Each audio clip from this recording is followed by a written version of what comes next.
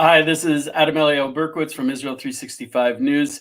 One of the nice things about my job is I meet amazing, wonderful, sweet people who are busy night and day, uh, bringing light into the world, bringing the redemption, bringing Israel to the prophetic state. One of those people who I've met who is actively involved in that is most certainly Tommy Waller. Tommy Waller heads HaYovel. He brings groups of Christians over to volunteer to harvest grapes and to attend the grapes in the Shomron in Samaria, most specifically on Har Bracha, which is where Israel was blessed. So from the mountain of blessing, he's blessing Israel, and God willing, we're blessing him in return. His work is amazing, and this year he had a miraculous season. It was a miracle he showed up at all. Had he not shown up, there wouldn't have been any grapes. The grapes would have rotted on the vine. So I'd like to have Tommy tell us about this miraculous season. Um, Tommy, it's great to see you. So could you tell me about Hey, there we go. So could you tell me about a little bit about yeah, HaYovel? People who don't know about it are really missing out. right. Yeah, HaYovel started about almost 17 years ago when I came here first time. I was a Christian from Tennessee, and I'm still a Christian from Tennessee. I haven't lost that, but a lot of things have changed since then. But I was awakened. Obviously, honestly, Eliah, you don't believe this, but I'd never met a religious Jew in my life until I came here. Never. So there's a lot of people like me. Um, you don't, Jews don't tend to live in Tennessee. So anyway, I came here and met. Guess what? I met a religious Jew who was planting vineyards in the mountains of Samaria, and I was a farmer, and I was totally. I used the word undone. I was totally undone. I could not believe what I was seeing. That the Bible wasn't just this book of stories and encouragements and mysticisms and all this other things but it was I was standing there with a man named Nir Levy who owns the Harborough winery here on Harborough, the Mount of Blessing, and he rocked my world. I was sitting there touching what the prophet spoke about, and the only thing that could come out of my mouth was what I'm not Jewish. I'm about as far from a Jew as you can get. What can I do? And so he said, we need help. And they were desperate because the Arabs, there were literally terrorism in the vineyards, bombs planted. Back then, I don't know if you remember, but they were planting with cell phones and I do. doing all I do. these terrible things in the vineyards even. And Arab workers, were afraid to work, and some of them didn't need to work, and obviously they didn't have a lot of belief in the vineyards, and not there wasn't a strong a desire to work in these vineyards. So we showed up. We got it immediately, and a lot of other people began to kind of hop on and say, "Wow, this is amazing! God's doing this. The Jews are returning." Um, and so we started building this volunteer organization to come here, and the community of Harbor Ka has embraced us. Um, and it's really kind of turned upside down, because a lot of people think that they embraced us because of our the benefit of us, but actually we were like we're the ones benefiting. We're the ones getting this understanding and knowledge of which has been hidden from us. We've been blind to it for 2,000 years. And the community of Harbor Ka, Rabbi Malamed, opened the doors for us to say, you know what, this is what the prophet spoke about, that the nations were going to come. And we immediately um, set ourselves at his feet and basically said, tell us what to do. We're in your house. We've obviously made a lot of mistakes along the way, but we're growing and we're learning. We have, even today, Eliyahu, we've got We have a Torah program that's aired on our program with Rabbi. I don't know if you know Yonadav Zar, but he's a part of the Zar family, which is a really famous, well-known family here in the Shomron and in Judea as well. But they're doing a Torah study every week. So and then next week I think we're starting a program with Yonatan Behar on a book that Rabbi Melamed has put out about the land of Israel. So we're going to be teaching the non-Jews about the land of Israel, and I know there's a lot of Jewish people that are not comfortable with all of that in light of everything that's going on. But for me, it's amazing because we're again 17 years later. I'm touching it. It really is hard not to get emotional about it, but I'm touching it. And It's so that's what HaYovel is. If I can express, I think this is something that it's amazing that we used to be separated by religion, and now it's the Bible that's bringing us back together. It's a common Bible. When you read about Samaria, well, Samaria is here. And you had that experience with the grapes. I had a similar experience where the first time I went to En Gedi, where someone said, yeah, this is where King David stood. And I was like, what do you mean where King David stood? Were we talking? And the fact is, you can't walk around Israel without encountering the Bible in its most material sense right in front of your eyes. And I think Jew and Christian alike can benefit an awful lot from that. And that's where we interface. Right. That's where we connect.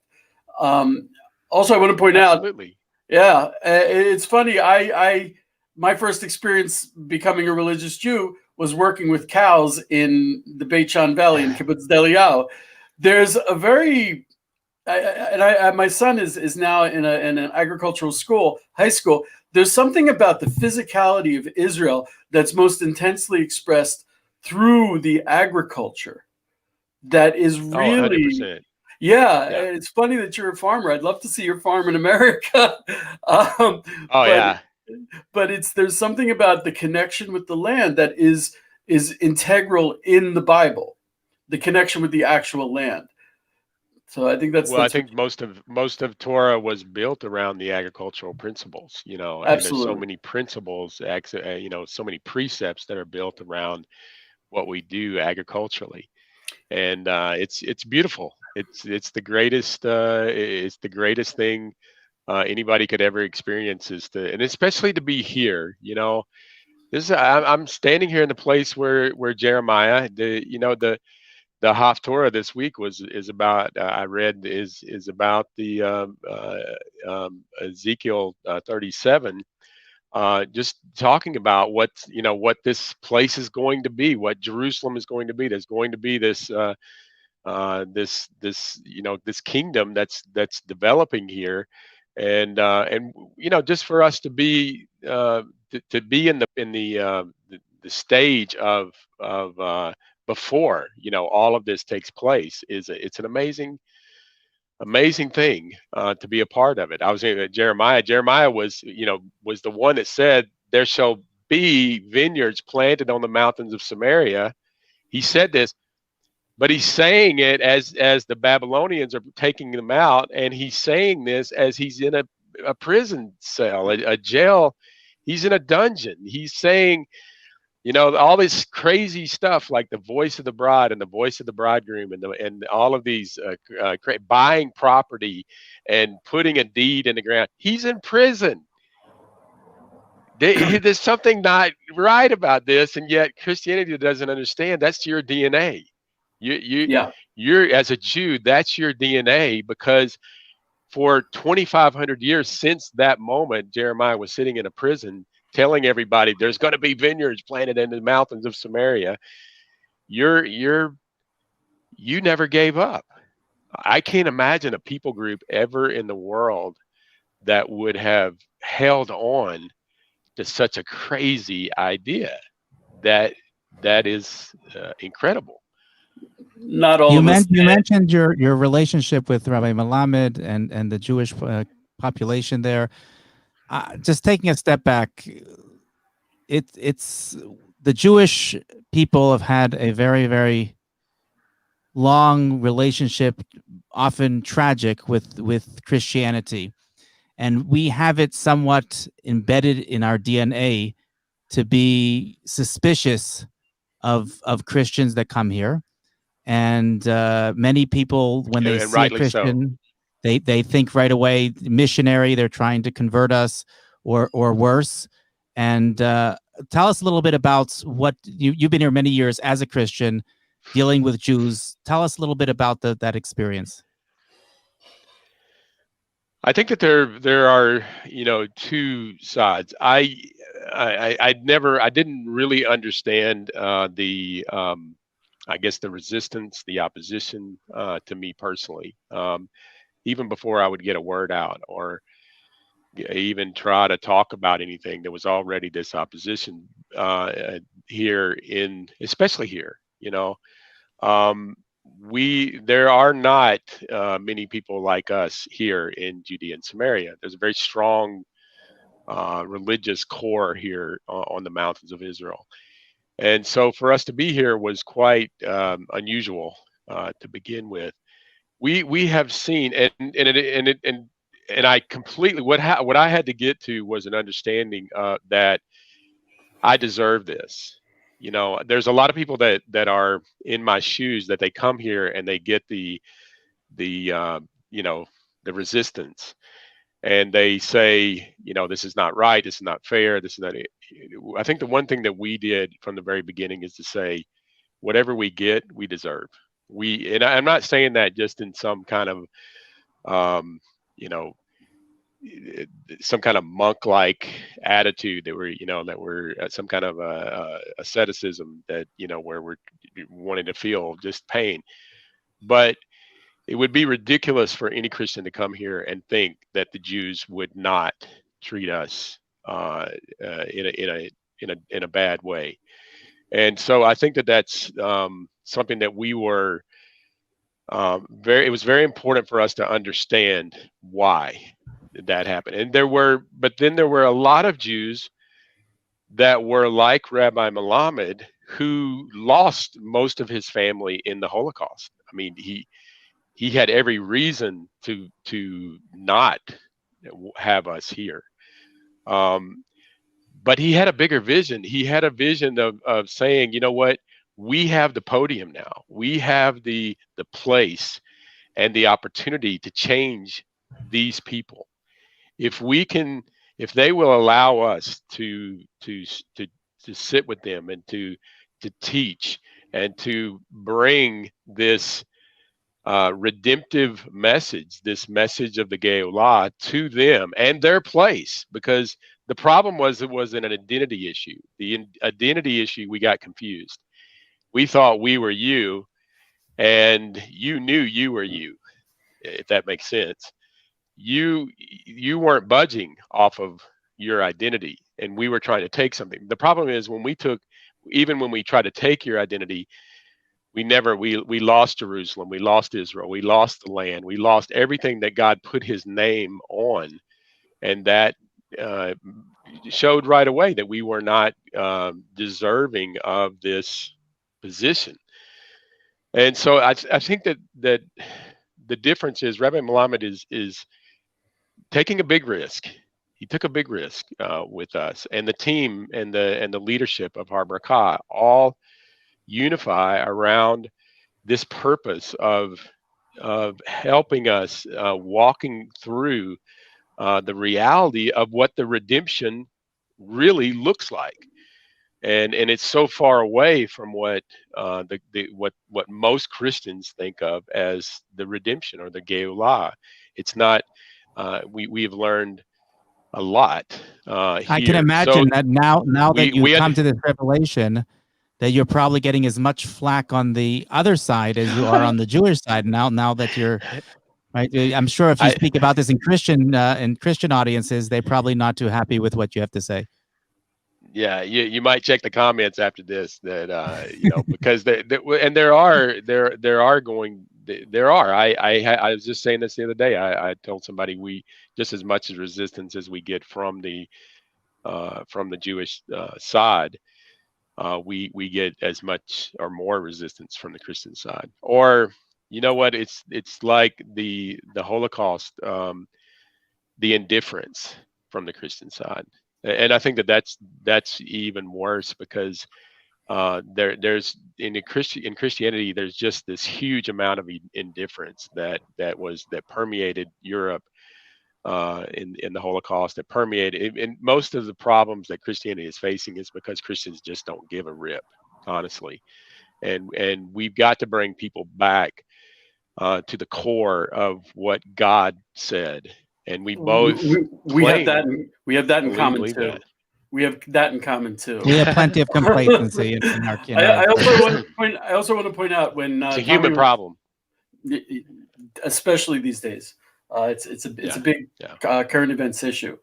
I want to point out that Rav Melamed is not like just a nice, pleasant corner rabbi, neighborhood rabbi. Rav Melamed is hugely respected, one of the most respected rabbis of the generation.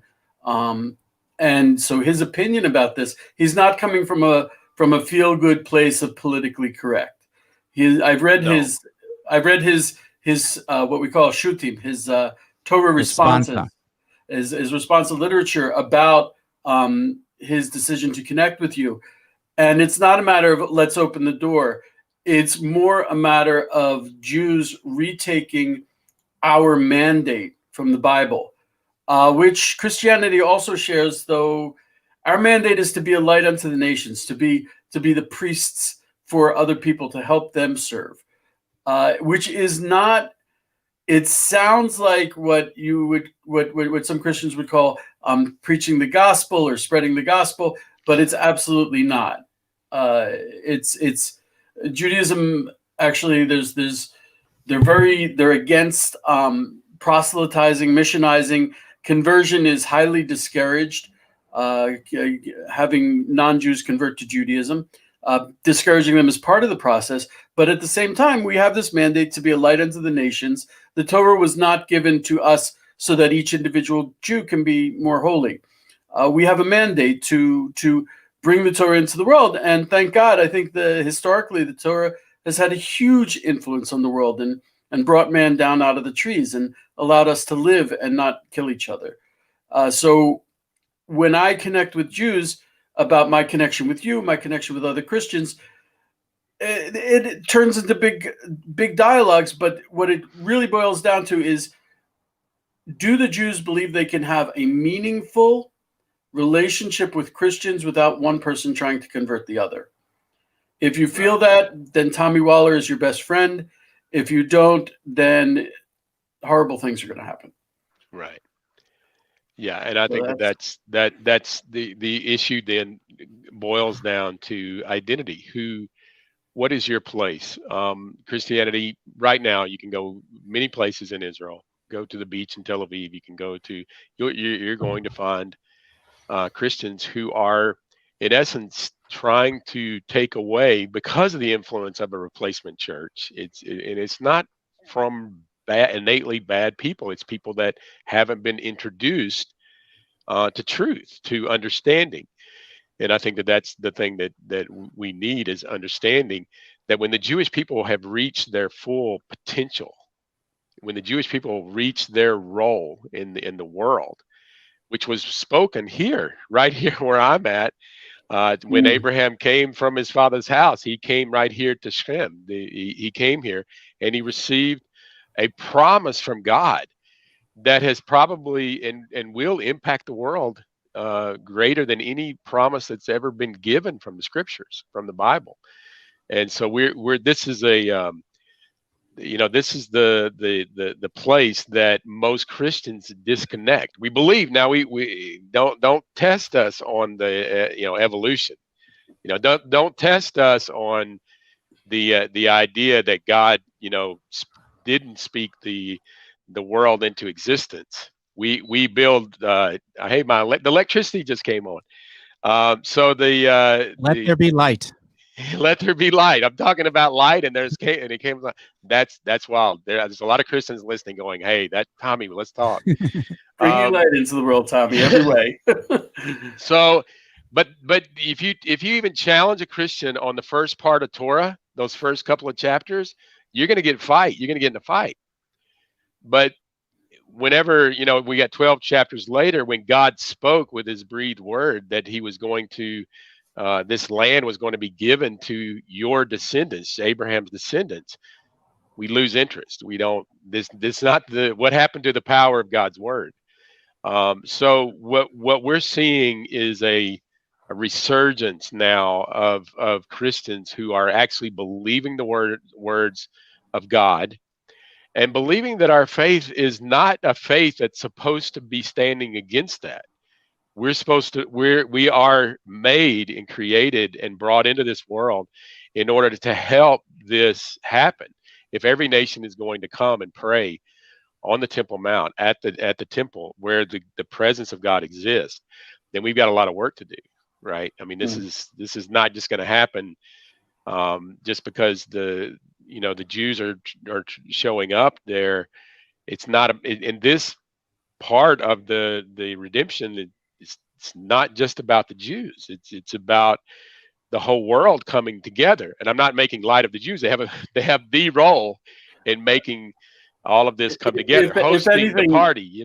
If anything, I think it's graphically in front of our face. If you read the newspaper in the morning, just that the world needs to return. The world needs a fixing, and it's not about me. It's not about a religion. It's really a global God awareness that comes from the Bible, and in that we have a lot in common. If I may, I don't want to get off without talking about your miraculous season, which is actually why I called you. Can I ask one question before that? Sure. Because I just related to what we're talking about before. Tommy, you've been here for a number of years. I assume that you picked up some Hebrew while you were here.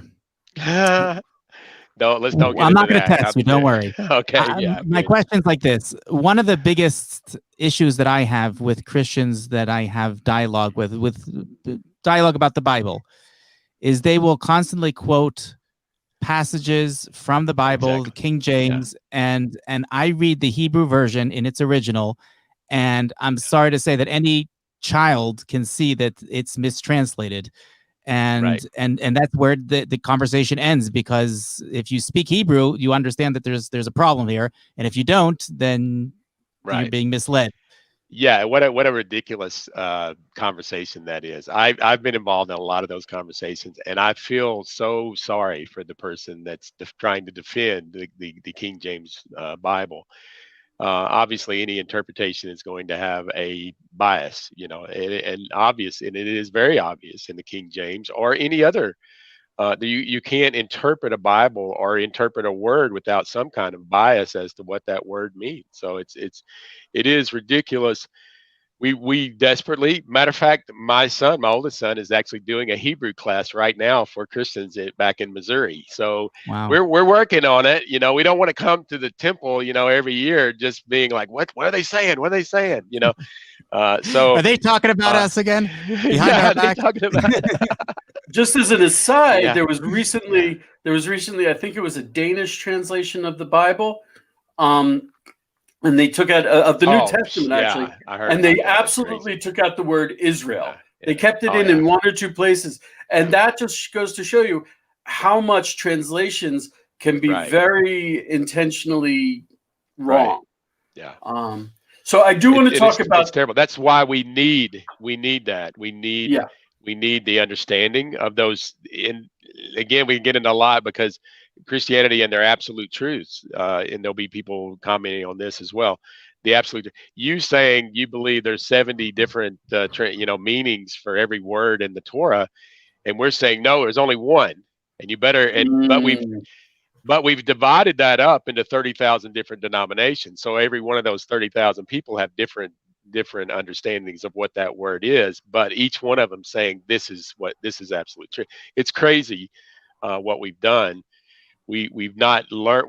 We've not really understood how to study the Scripture, and we need that. We need to learn how to study God's Word, and there would be people upset right now that I'm even saying this, because we're this is what we were supposed to be called in Christianity as I was growing up. My grandfather was a Baptist preacher. It was us that was, and I had to yield to that, because when I came here and saw God moving, the undeniable move of God here on this mountain, here on these mountains, then all I could do was just say, okay, tell me what to do.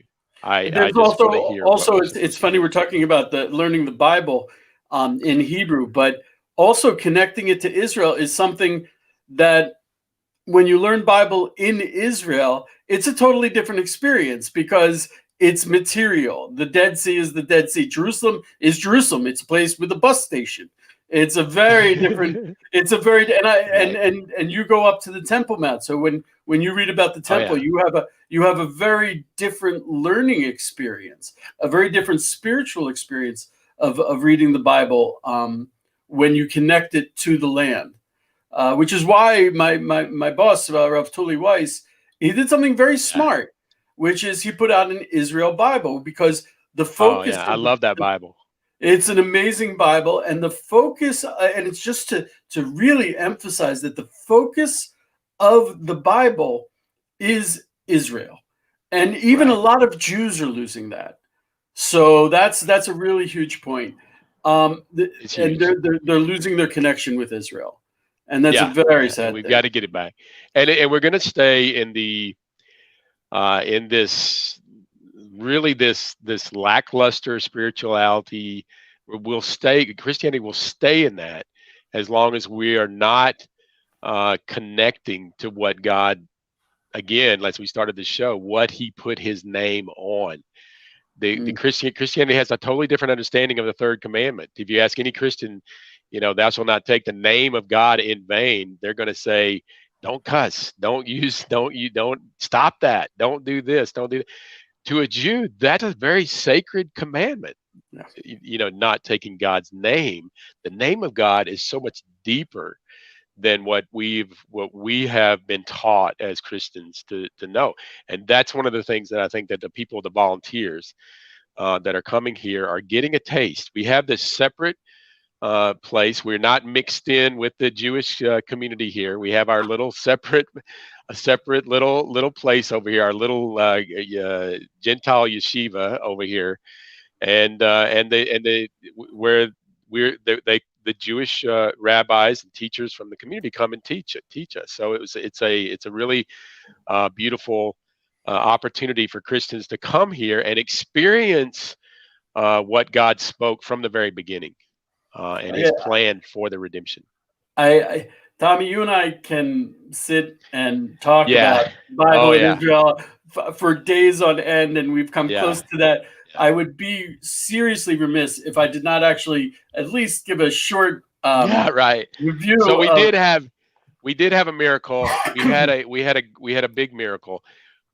I would say less than a week before, I was talking to Joshua, my son, Zach, my son, Nate, all of my sons, and we were saying, it doesn't look like it's going to happen. It just, what are we going to do? There is a lot of there are farmers that are depending on us, and that was because of the travel restrictions. Travel restrictions. The doors were locked. Right. I mean, my mother couldn't leave Israel. She was here for 6 months because of the travel restrictions. Right. So there you were. So we had some of our children were here. Christian tourists, you would think that Israel would lock the doors. But it goes back to the essential worker part, because again, Judea and Samaria has its own unique issues. It's not like the Golan, and it's not like, and in some ways Golan does have issues like this, but the severity of the issues here are more problematic. It is very difficult. Basically, if HaYovel had not shown up, then the grapes would have rotted on the vine, and the whole year's work of the farmers would have rotted on the vine. You know what, I don't know the scenario of what would have. There was a cry from the beginning that please come from Tel Aviv, come to visit us and come help us. The reality is that it's not it's not what they're focused on. It wasn't what the people that were coming were not. They were great. That we had there was a lot of people that came from different places that were coming, but they were not focused. They were picking a little bit and then playing and then doing all kinds of other stuff, but it wasn't a focus. When we came, we were focused. We have this relationship that we know what the vineyard owner wants, and what the winemaker, what they want, in how we pick the grapes and how we do everything in the field. We're not making the wine. I don't want to make any allusions to that, but this us being here was important to some, especially a lot of the bigger wine makers here in Judea and Samaria. So we were able to finally get permission. It was not met, obviously, with 2 front page articles in the Haaretz about the horrible. If you go back and listen to their comments in their weekly radio program, it was this. You would think that HaYovel coming into the country was the absolute worst thing that happened in 2000. And you would think that secular pluralists would welcome and they generally don't. The issue, though, and I want to make this very clear, the issue here is not about the fairness of what happened to your relatives or what happened to the issue that Haaretz was wanting to do, and this has to be known, and this has to be this is, and you'll understand it as soon as I say this. The issue with Haaretz is Judea and Samaria. Yes, is BDS. Because the HaYovel was coming to help produce 500,000 bottles of wine that wouldn't otherwise be produced. 500,000. That's a big economy for Judea and Samaria. If you're Haaretz, you go around other places and say, we hate what's going on in Judea and Samaria's economy. We hate that people from the nation are supporting the economy of Judea and Samaria. And so that was really what was underneath all of that wasn't really exposed but it was kind of brought in a different picture. But this was all about BDS. It wasn't about. You actually did manage to come in, and I read the numbers. I was astonished at how much work, how many grapes you all managed to pick. And it's unbelievable how much you did. You guys have been doing it for a while. But I heard a really amazing story. I heard that when it was unclear whether or not you would come in, and they were talking about finding other people to pick the grapes, maybe Israelis, one of your people said, well, wait a second, that's not the prophecy. The prophecy, as it's written in Isaiah 61:5, said that strangers shall stand and pasture your flocks. Aliens, meaning people from outside of Israel, shall be your plowmen and vine trimmers. So one of your volunteers had this incredible imperative that came out of a most powerful, simple reading of the prophecy that Isaiah said that people will come from outside of Israel to trim the vines. I have the clippers in my hand. It's better be me, because that's the prophecy. I was that's it. Blown away when I heard that. And so they came within 48 hours. We had a full team of people ready to get on a plane and come on. I mean, these were not people that planned 6 months ahead. These were people that we called up and said, we need you. And they said, find me the quickest flight out. I'm there. And we had a very elite team of people that showed up, and it was a huge blessing to us.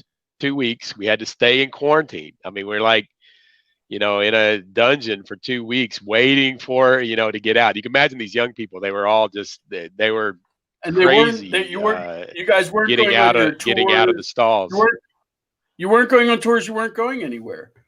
You break it up a little bit. I'm sorry. I said you weren't going on tours. You weren't going around the country. You were. Maybe my. Can you hear me, Tommy? Looks like we're having some technical difficulties. I am Okay. losing connection. Okay. So there's All one right. last thing. Okay, go ahead. I hear you Okay.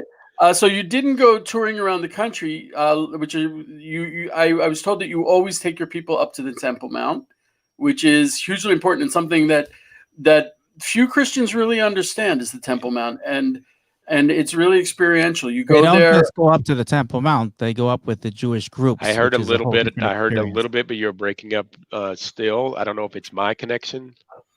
Okay. 1 second. One thing that I saw from HaYovel this year that I've never seen before, and we'll mention that Tommy will confirm this. They spend a lot of time planting trees, which planting trees in Israel is so important that we have a Gemara. Tommy will come back, God willing. We have a Gemara that says that if you're planting a tree and the Messiah comes, you should finish planting the tree before greeting the Messiah, because it is that important to plant the tree in Israel.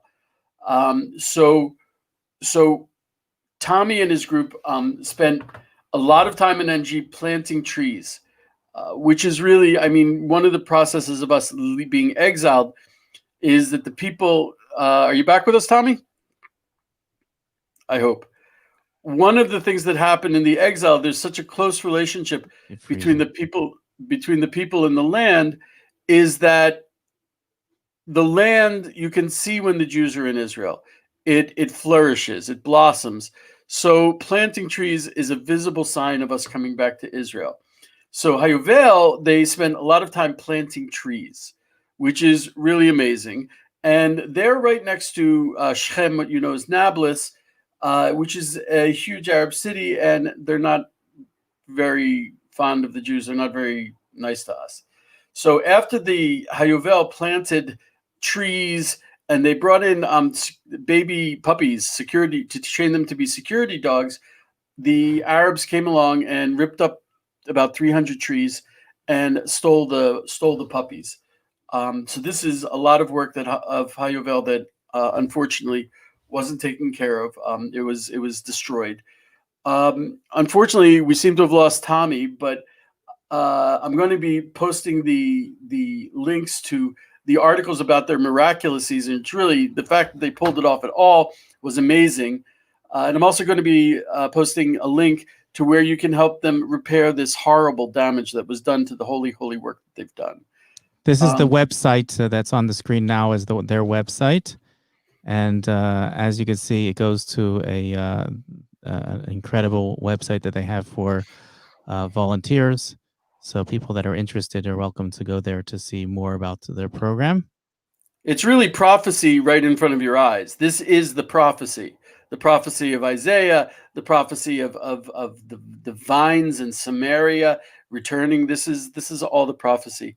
I think, unfortunately, we lost Tommy, and I think we're going to have to say goodbye without him, which is okay, because I'm going to be in touch with Tommy. We'll have him again. I like Tommy a lot. He's a smart guy, and I like talking to him. So I'd like to thank you all for watching. We're going to be posting the links to the articles. We're going to be posting this on YouTube and on Facebook. We're here every day at this time, God willing, with different guests, so you can get a better look of Israel. Is that all we want to tell our people, Josh? That's all. Thank you for joining us, and be with us. We'll be on next on Sunday. On Sunday night. Okay. Sunday night. Y'all be blessed. Thank you so much. Take care.